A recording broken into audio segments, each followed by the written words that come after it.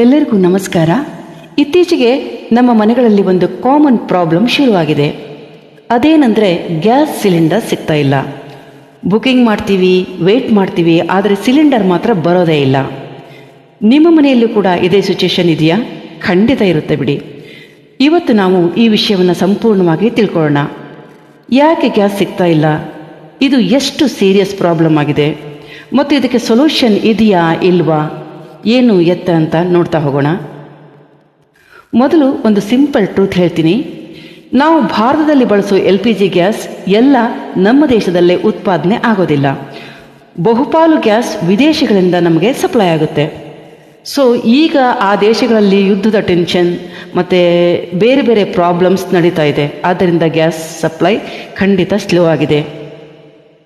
ಇನ್ನೊಂದು ದೊಡ್ಡ ಸಮಸ್ಯೆ ಅಂದರೆ ಗ್ಯಾಸ್ ತರೋ ಶಿಪ್ಸ್ ಇದೆಯಲ್ಲ, ಅದು ಡಿಲೇ ಆಗ್ತಾ ಇದೆ. ಕೆಲವು ರೂಟ್ಗಳಲ್ಲಿ ಸಮಸ್ಯೆ ಕೂಡ ಇದೆ ಅಂತ ಹೇಳ್ತಾ ಇದ್ದಾರೆ. ಸೊ ಅದರಿಂದ ಕೂಡ ನಮಗೆ ಗ್ಯಾಸ್ ಸಪ್ಲೈ ತುಂಬ ಡಿಲೇ ಆಗ್ತಿದೆ, ಬುಕ್ ಆಗ್ತಾ ಇಲ್ಲ. ಇದರ ಪರಿಣಾಮ ಮುಂದೆ ಏನಾಗುತ್ತೆ? ನಮ್ಮ ಬುಕಿಂಗ್ ಡಿಲೇ ಆಗ್ತಾ ಇದೆ. ಕೆಲವು ಕಡೆ 20-25 ದಿನ ವೇಟ್ ಮಾಡಬೇಕಾಗಿದೆ. ಕೆಲವರಂತೂ ಪ್ಯಾನಿಕ್ ಆಗಿ ಎಕ್ಸ್ಟ್ರಾ ಸಿಲಿಂಡರ್ ಸ್ಟಾಕ್ ಮಾಡ್ತಾ ಇದ್ದಾರೆ. ಇದರಿಂದ ಸಿಚುವೇಶನ್ ಇನ್ನಷ್ಟು ಕೆಟ್ಟದಾಗಿದೆ. ಸ್ಟಾಕ್ ಮಾಡ್ಕೊಂಡ್ಬಿಡ್ಬೇಕು, ಮುಂದೆ ಏನಾಗುತ್ತೋ ಏನೋ, ಗ್ಯಾಸ್ ಸಿಗುತ್ತೋ ಇಲ್ವೋ ಅಂತ. ಕೆಲವರು ಅದಕ್ಕೆ ಪ್ಯಾನಿಕ್ ಆಗಿಬಿಟ್ಟು ಏನು ಮಾಡ್ತಾಯಿದ್ದಾರೆ ಅಂದರೆ ಫುಲ್ಲು ಸ್ಟಾಕನ್ನು ಅಲ್ಲಿ ಇಲ್ಲಿ ಕೇಳಿ ಎಲ್ಲ ತಗೊಳ್ತಾ ಇದ್ದಾರೆ, ಗ್ಯಾಸನ್ನು ಪರ್ಚೇಸ್ ಮಾಡ್ತಾ ಇದ್ದಾರೆ. ಸೊ ಇದರಿಂದ ಕೂಡ ಪರಿಸ್ಥಿತಿ ಇನ್ನಷ್ಟು ಕೆಟ್ಟದಾಗ್ತಾ ಇದೆ, ಬುಕ್ ಆಗ್ತಾ ಇಲ್ಲ ಆನ್ಲೈನ್ನಲ್ಲಿ. ಇದು ಸಿಂಪಲ್ ಇಶ್ಯೂ ಖಂಡಿತ ಅಲ್ಲ. ಇದು ಒಂದು ಎನರ್ಜಿ ಕ್ರೈಸಿಸ್ ಅಂತಲೇ ಹೇಳ್ಬೋದು. ಇನ್ನು ನಮ್ಮ ಬೆಂಗಳೂರಿನಲ್ಲಿ ಸಿಚುವೇಶನ್ ಸೀರಿಯಸ್ಸೇ ಆಗಿದೆ ಬಿಡಿ. ಬೆಂಗಳೂರಲ್ಲಿ ಒಟ್ಟಿನಲ್ಲಿ ಸಿಟಿಯಲ್ಲಿ ನಾವಿರ್ತೀವಿ, ಅಲ್ಲೆಲ್ಲ ಗ್ಯಾಸ್ ಪ್ರಾಬ್ಲಮ್ ಖಂಡಿತ ಜಾಸ್ತಿ ಆಗ್ತಾ ಇದೆ. ಈ ಪ್ರಾಬ್ಲಮ್ ಆ್ಯಕ್ಚುಲಿ ನಮಗೆ ಹಳ್ಳಿಗಳಲ್ಲಿ ಇದು ಎಫೆಕ್ಟ್ ಆಗೋದೇ ಇಲ್ಲ ಅಂತ ಹೇಳ್ಬೋದು. ಯಾಕಂದರೆ ಹಳ್ಳಿಗಳಲ್ಲಿ ಅರ್ಧ ಅಡುಗೆನ ನಾವು ಸೌದೆಯಲ್ಲಿ ಮಾಡ್ತಿರ್ತಾರೆ. ಮತ್ತು ಬೆಳಗ್ಗೆ ನೀರು ಕಾಸೋದ್ರಿಂದ ಹಿಡಿದು ಕೆಲವೊಂದು ದೊಡ್ಡ ಇದಕ್ಕೆಲ್ಲ ಬೇಕಾಗೋದು, ದೊಡ್ಡ ಫ್ಯಾಮಿಲಿ ಇದ್ದವರು ಕೂಡ ಸೌದೆ ಒಲೆಯಲ್ಲಿ ನೀರು ಕಾಸಿ ಸ್ನಾನ ಮಾಡೋದು, ಈ ಥರ ಮಾಡ್ತಾರೆ.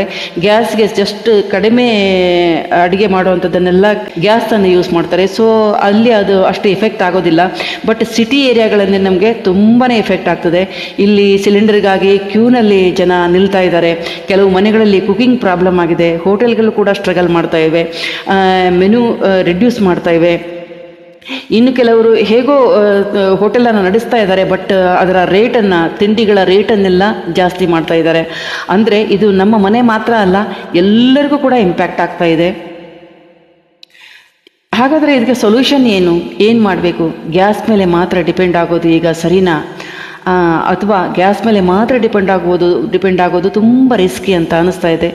ಅದಕ್ಕೆ ಕೆಲವರು ಈಗ ಏನು ಮಾಡ್ತಾ ಇದ್ದಾರೆ ಅಂದರೆ ಇಂಡಕ್ಷನ್ ಸ್ಟವ್ ಕಡೆ ವಾಲ್ತಾ ಇದ್ದಾರೆ. ಇಂಡಕ್ಷನ್ ಸ್ಟವನ್ನು ಖರೀದಿ ಮಾಡ್ತಾ ಇದ್ದಾರೆ. ಅದರ ಖರೀದಿ ಕೂಡ ಜಾಸ್ತಿ ಆಗಿರೋದ್ರಿಂದ ಆನ್ಲೈನ್ನಲ್ಲಿ ಆ ಸ್ಟವ್ ಬುಕಿಂಗ್ ಕೂಡ ಆಗ್ತಾ ಇಲ್ಲ ಅಂತ ಹೇಳ್ತಾ ಇದ್ದಾರೆ ಕೆಲವರು.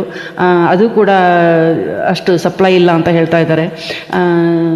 ಆದರೆ ಇಂಡಕ್ಷನ್ ಸ್ಟವ್ ಇದ್ದರೆ ಒಳ್ಳೆಯದೇ. ಕರೆಂಟ್ ಇದ್ದರೆ ಸಾಕು, ಗ್ಯಾಸ್ ಟೆನ್ಷನ್ ಇರೋದಿಲ್ಲ ಮತ್ತು ಸೇಫ್ ಕೂಡ ಇರುತ್ತೆ ನಮಗೆ ಯೂಸ್ ಮಾಡೋದಕ್ಕೆ. ಆದರೆ ಒಂದು ಪ್ರಾಬ್ಲಮ್ ಅಂದರೆ ನಾವು ಇದು ಕರೆಂಟ್ ಇದ್ದರೆ ಮಾತ್ರ ನಾವು ಅಡುಗೆ ಮಾಡೋಕ್ಕೆ ಸಾಧ್ಯ. ಕರೆಂಟ್ ಇಲ್ಲ ಅಂದರೆ ಇದು ಏನೂ ಉಪಯೋಗ ಇಲ್ಲ. ಸೊ ಪವರ್ ಕಟ್ ಆಗದೇ ಇದ್ದರೆ ನಾವು ಇದನ್ನು ಚೆನ್ನಾಗಿ ಯೂಸ್ ಮಾಡ್ಕೋಬಹುದು. ಹಾಗಾಗಿ ಇದಕ್ಕೆ ಬೆಸ್ಟ್ ಸೊಲ್ಯೂಷನ್ ಅಂದರೆ ಗ್ಯಾಸ್ ಪ್ಲಸ್ ಇಂಡಕ್ಷನ್ ಎರಡೂ ಯೂಸ್ ಮಾಡೋದು ಒಳ್ಳೆಯದು. ಅಂದರೆ ನಾವು ಡೈಲಿ ಕುಕ್ಕಿಂಗ್ಗೆ ಇಂಡಕ್ಷನ್ ಸ್ಟವನ್ನು ಯೂಸ್ ಮಾಡ್ಬೋದು. ಹೆವಿ ಕುಕ್ಕಿಂಗ್ ಇರುತ್ತೆ ಅಂದರೆ ಗ್ಯಾಸ್ ಯೂಸ್ ಮಾಡ್ಬೋದು. ಇವಾಗ ಇದು ಒಂದು ಸ್ಮಾರ್ಟೆಸ್ಟ್ ವೇ ಅಂತಲೇ ಹೇಳ್ಬೋದು. ಸೊ ನಾವು ಇಲ್ಲಿ ಒಂದು ಇಂಪಾರ್ಟೆಂಟ್ ರಿಕ್ವೆಸ್ಟ್ ಅಂತಂದರೆ ಪ್ಯಾನಿಕ್ ಆಗಿ ಎಕ್ಸ್ಟ್ರಾ ಸಿಲಿಂಡರ್ ಸ್ಟಾಕ್ ಮಾಡೋಕ್ಕೆ ಹೋಗಬಾರ್ದು. ಅದು ಇನ್ನೊಬ್ಬರಿಗೆ ಪ್ರಾಬ್ಲಮ್ ಆಗುತ್ತೆ. ನಾವೆಲ್ಲರೂ ಕೂಡ ಕಾಮಾಗಿ ಸ್ಮಾರ್ಟಾಗಿ ಹ್ಯಾಂಡಲ್ ಮಾಡಬೇಕು ಈ ಸಮಸ್ಯೆಯನ್ನು. ಈ ಸಿಚುವೇಶನ್ ಟೆಂಪ್ರರಿ ಇರಬಹುದು, ಆದರೆ ನಾವು ಅಡ್ಜಸ್ಟ್ ಆಗೋದು ಮುಖ್ಯ ಅಲ್ವಾ? ಅದರಿಂದಾಗಿ ಯಾರು ಪ್ಯಾನಿಕ್ ಆಗಿ ಸಿಲಿಂಡರ್ಗಳನ್ನು ಸ್ಟಾಕ್ ಮಾಡೋದನ್ನು ಕಡಿಮೆ ಮಾಡೋಣ, ಕಾಮಾಗಿರೋಣ. ಈ ಪ್ರಾಬ್ಲಮ್ ಏನು ಪರ್ಮನೆಂಟ್ ಆಗಿರೋದಿಲ್ಲ, ಖಂಡಿತ ಇದಕ್ಕೆ ಸೊಲ್ಯೂಷನ್ ಸಿಗುತ್ತೆ. ನಮಗೆ ಮೊದಲಿನ ಹಾಗೆ ಸಿಲಿಂಡರ್ ಖಂಡಿತ ಸಪ್ಲೈ ಆಗೇ ಆಗುತ್ತೆ. ಸೊ ಯಾರೂ ಪ್ಯಾನಿಕ್ ಆಗೋದು ಬೇಡ. ಸ್ವಲ್ಪ ಕಾಮಾಗಿ ಕೂಲಾಗಿ ಹ್ಯಾಂಡಲ್ ಮಾಡೋಣ ಈ ಸಿಚುವೇಶನನ್ನು.